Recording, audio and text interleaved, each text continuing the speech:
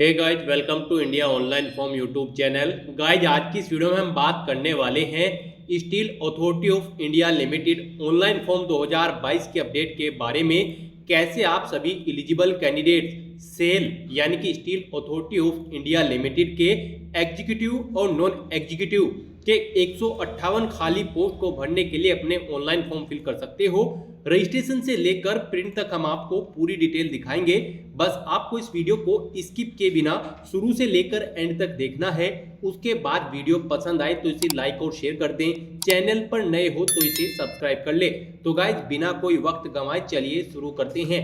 आपको इस वीडियो के डिस्क्रिप्शन बॉक्स में हमारी वेबसाइट ejobhub.in के इस पेज का लिंक मिल जाएगा, जिस पर क्लिक करके आप यहां पर आ जाओगे। यहां पर आपको इस भर्ती के रिगार्डिंग पूरी डिटेल प्रोवाइड कराई गई है। Steel authority of India limited यानी कि सेल के अंतर्गत एग्जीक्यूटिव और नॉन एग्जीक्यूटिव के खाली पदों को भरने के लिए भर्ती होने जा रही है। 158 यहाँ पर वैकेंसीज है। 10, 12 ITI डिप्लोमा डिग्री धारक कैंडिडेट्स अप्लाई कर सकते हैं। यहाँ पर आपको इस पेज को नीचे स्क्रॉल डाउन करना है और इम्पोर्टेंट डेट्स में आकर यहाँ पर आप 20 दिसंबर 2022 से 10 जनवरी 2023 तक अपने ऑनलाइन फॉर्म फिल कर सकते हो। यहीं पर आपको इंपोर्टेंट लिंक सेक्शन में ऑफिशियल नोटिफिकेशन PDF का लिंक प्रोवाइड कराया गया है। इस पर क्लिक करके आप इस भर्ती का ऑफिशियल नोटिफिकेशन यहां से ओपन कर सकते हो और पूरी डिटेल आपको यहां से रीड करनी है। पूरी डिटेल इस नोटिफिकेशन में से रीड करने के बाद आप सिंपली इस भर्ती के लिए अपने ऑनलाइन फॉर्म फिल कर सकते हो। उसके लिए भी लिंक आपको हमारी वेबसाइट के इसी पेज पर प्रोवाइड कराया गया है। जी हाँ दोस्तों, यहाँ पर ये अप्लाई ऑनलाइन का डायरेक्ट रिसोर्स लिंक है। जैसे ही आप इस लिंक पर क्लिक करोगे तो आपके सामने यहाँ पर सेल का ये ऑफिशियल पोर्टल खुल जाएगा। जी हाँ दोस्तों, SAIL authority of India limited का ये ऑफिशियल पोर्टल है। यहाँ पर अगर आपने पहले से रजिस्ट्रेशन कर रखा है तो आपको रजिस्टर यूजर इस बटन पर क्लिक करना है और फिर यहाँ पर प्लान सेलेक्ट करने के बाद अपनी लॉगिन आईडी, पासवर्ड और ये कैप्चा फिल करने के बाद लॉगिन कर लेना है। और लॉगिन करने के बाद आपको अपना फॉर्म फिल करना है। और अगर आप यहाँ पर फर्स्ट टाइम आए हो तो अब आपको यहाँ पर न्यू यूजर इस टैब पर क्लिक करना है। फिर आपके सामने यहाँ पर कुछ इस तरह से इंटरफेस खुल जाएगा। यहाँ पर आपको सबसे पहले प्लान सेलेक्ट कर लेना है। इसको स्टील प्लांट के अंतर्गत ये भर्ती निकली है तो यहाँ पर आपको इसको स्टील प्लांट सेलेक्ट कर लेना है। फिर सबमिट बटन पर क्लिक करना है। उसके बाद यहाँ पर आपको अपनी लॉगिन आईडी क्रिएट करनी है। आपकी आईडी मिनिमम 5 कैरेक्टर और मैक्सिमम 15 अल्फा न्यूमेरिक कैरेक्टर की हो सकती है। यहाँ पर आप अपनी आईडी कुछ भी क्रिएट कर सकते हो, ABC 1 2 3 4 5 6, ये आपकी चॉइस के ऊपर डिपेंड करता है। उसके बाद यहाँ पर आपको इस कैप्चा का आंसर प्रोवाइड कराना है। यहाँ पर आपसे पूछा गया है 24 + 9 कितने होते हैं, उसका आंसर आपको यहाँ पर एंटर कर देना है। फिर आपके सामने यहाँ पर चेक अवेलेबिलिटी का बटन शो हो जाएगा। आप अपनी आईडी चेक कर सकते हो कि आपकी ये आईडी अवेलेबल है या फिर नहीं। यहाँ पर ये आईडी अवेलेबल है, अगर नहीं है तो आप कैरेक्टर चेंज करके कोई अपनी दूसरी आईडी सेट कर सकते हो। आईडी यहां से चेक करने के बाद अब यहां पर आपको अपना पासवर्ड क्रिएट करना है। पासवर्ड आपका मिनिमम 8 और मैक्सिमम 15 कैरेक्टर का होना चाहिए। अल्फा न्यूमेरिक फॉर्मेट में आपका पासवर्ड होना चाहिए। मींस आपके पासवर्ड में मिनिमम एक अपर केस कैरेक्टर, एक लोअर केस कैरेक्टर, एक इंटीजर नंबर और एक स्पेशल कैरेक्टर जैसे कि @ वगैरह होना चाहिए। अपना पासवर्ड यहाँ पर 2 बार सेट करने के बाद फिर आपको यहाँ पर अपनी ईमेल आईडी एंटर करनी है। ईमेल आईडी भी यहाँ पर आपको अपनी 2 बार एंटर करनी है कंफर्मेशन के लिए। ईमेल आईडी एंटर करने के बाद अब यहाँ पर आपको अपनी पर्सनल डिटेल्स फिल करनी है। सबसे पहले यहाँ पर आपको अपना फुल नाम एंटर कर देना है। उसके बाद आपको अपना मोबाइल नंबर यहाँ पर एंटर करना है 10 डिजिट का। नेक्स्ट यहाँ पर आपको अपने फादर का नाम एंटर करना है। उसके बाद आपको अपनी मदर का नेम एंटर करना है। नेक्स्ट यहाँ पर आपको अपना जेंडर सेलेक्ट कर लेना है, मेल, फीमेल या फिर अदर। उसके बाद यहाँ पर आपको अपना मैरिटल स्टेटस सेलेक्ट कर लेना है, आप मैरिड हो या फिर अनमैरिड। उसके बाद आपको अपना रिलीजन सेलेक्ट कर लेना है। उसके बाद आपको अपनी डेट ऑफ बर्थ यहाँ से इन कैलेंडर में से सिलेक्ट कर लेनी है। उसके बाद यहाँ पर आपको अपनी कैटेगरी सिलेक्ट कर लेनी है। नेक्स्ट यहाँ पर आपको अपनी नेशनैलिटी सिलेक्ट कर लेनी है। उसके बाद आपसे पूछा गया कि क्या आप EX सर्विसमैन हो, अगर हो तो आप ये सिलेक्ट करोगे। और फिर यहाँ पर आप अपनी सर्विस की ज्वाइनिंग डेट और डिस्चार्ज डेट और ड्यूरेशन ऑफ सर्विस और नेम ऑफ सर्विस एंटर कर दोगे। और अगर आप सर्विसमैन नहीं थे तो आपको यहाँ पर नो सिलेक्ट कर लेना है। फिर आपसे पूछा गया है कि आप पीडब्ल्यूडी कैटेगरी के अंतर्गत आते हो या फिर नहीं, यस या नो यहाँ पर आपको अपने अकॉर्डिंग सिलेक्ट कर लेना है। नेक्स्ट आपसे पूछा गया कि क्या आप सेल के एम्प्लॉय थे, अगर हो तो आप यस सिलेक्ट करोगे और फिर यहाँ पर SAIL PI number, grade, DOJ, place of posting enter कर दोगे और अगर नहीं थे तो आप यहाँ पर नो सिलेक्ट कर लोगे। नेक्स्ट आपसे पूछा गया कि क्या आपने सेल से अलग किसी गवर्नमेंट या फिर पीएसयू कंपनी में वर्क किया है, यस या नो यहाँ पर आपको अपने अकॉर्डिंग सिलेक्ट कर लेना है और फिर सेव एंड प्रोसीड बटन पर क्लिक कर देना है। नेक्स्ट आपके सामने यहाँ पर कुछ इस तरह से इंटरफेस खुल जाएगा। अब यहाँ पर आपको अपना कम्युनिकेशन एड्रेस एंटर करना है। कम्युनिकेशन एड्रेस एंटर करने के बाद फिर आपको अपना परमानेंट एड्रेस एंटर करना है और अगर आपका कम्युनिकेशन एड्रेस और परमानेंट एड्रेस सेम है तो बस आपको इस चेकबॉक्स को ओके करना है। ऑटोमेटिकली यहाँ पर आपका परमानेंट एड्रेस भी आपके कम्युनिकेशन या फिर कोरोस्पोंडेंस एड्रेस के अकॉर्डिंग फिल हो जाएगा। उसके बाद अब आपको यहाँ पर सेव एंड प्रोसीड बटन पर क्लिक कर देना है। फिर आपके सामने यहाँ पर कुछ इस तरह से इंटरफेस खुल जाएगा। यहाँ पर आपको अपना फोटो और सिग्नेचर अपलोड करने हैं।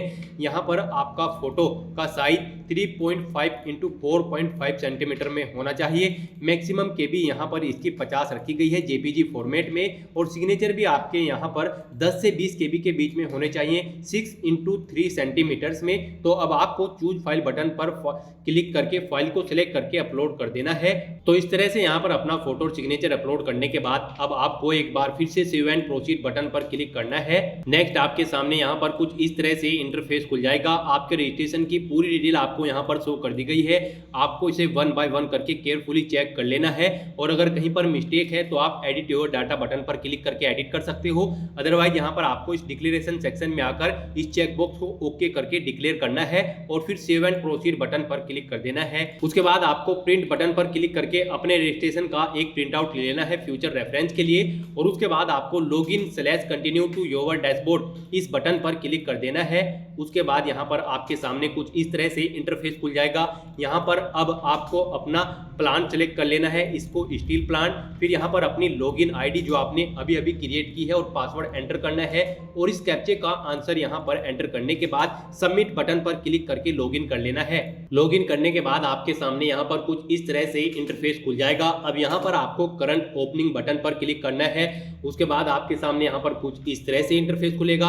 अब यहाँ पर आपको अपना प्लान सेलेक्ट कर लेना है, इसको स्टील प्लान, और फिर यहाँ पर पोस्ट का नाम आपको सिलेक्ट कर लेना है। जिस पोस्ट के लिए आप अप्लाई करना चाहते हो यहाँ पर आपको पोस्ट प्रोवाइड करा दी गई है। यहाँ से अब आपको पोस्ट का नाम सिलेक्ट कर लेना है।